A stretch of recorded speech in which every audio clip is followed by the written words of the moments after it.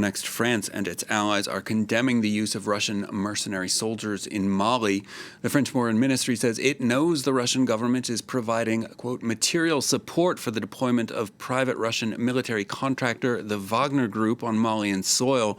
The West African nation has been battling an Islamist insurgency since 2012. France, its former colonial ruler, recently announced that it would begin drawing down French forces stationed there as part of its wider anti-insurgent Operation Barkhane. That decision comes amid growing political instability after recent military coups in Mali.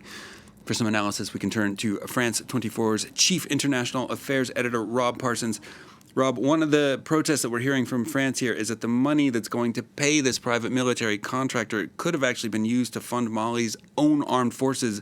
Why is Wagner even being hired here?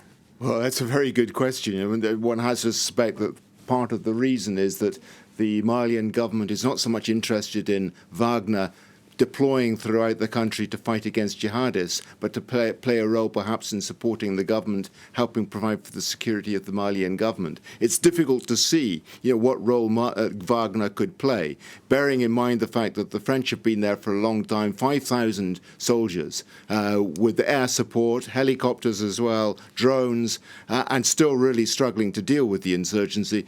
Plus the fact that they're cooperating with a UN force, a sizable UN force in Mali at the same time. What is Wagner going to contribute? How many men is it going to contribute? It's unlikely to be more than 1,000. They won't have that sort of air support that the French have got. It's difficult to see how they could provide a useful role in a counter-insurgency. So one has to ask the question, what is their role going to be? And this is for sure one of the reasons why there is so much concern in Western capitals at the moment, not just in the European Union, but the United States as well. Antony Blinken, Secretary of State last week, urging the Malian government not to do this. Part of the problem here, though, is discontent in the Western capitals with the Malian government. Assimi Goïta, military officer who has led 2 coups d'etat in the last year in Mali, has promised to hold elections in February, but they're looking increasingly unlikely to take place. That's really what it's all about, and what role Wagner is going to play, and what is Russia up to here? And who is Wagner? What is Wagner is the other question. The Russians always deny that it's got anything to do with them. It's just a mercenary organization. They're not providing any sort of support.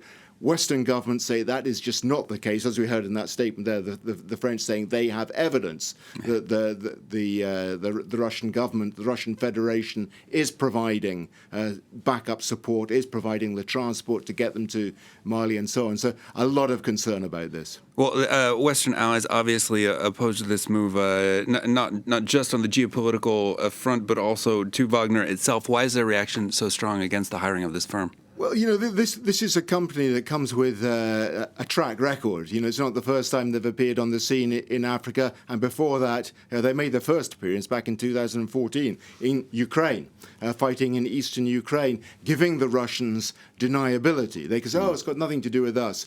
But the fact of the matter, these primarily, the main component in Wagner clearly is either acting Russian soldiers or former Russian soldiers. Right. Very difficult to establish what the real case is. But they have, as I was saying, they have a track record elsewhere in Libya, in the Central African Republic, accused on many occasions of war crimes and human rights abuses in both those countries, but also in Sudan and Mozambique. The concern will be that they will create problems in Mali rather than solve problems, that they will complicate the task of dealing with jihadism. The question will be, what is their role going to be? France, as you pointed out in the introduction, is drawing down its troop presence in Mali. Last week we saw them pull out of Timbuktu, their last base in the north of the country. They still have a big base in Gao, in the sort of central eastern part of the country, and plan to continue cooperating with the European Union's forces in Operation Takuba,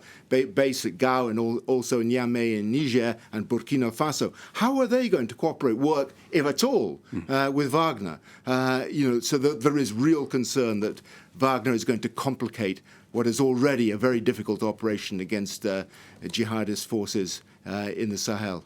Interesting. All right, that's France 24's International Affairs Editor-Chief Rob Parsons. Thanks for that analysis there.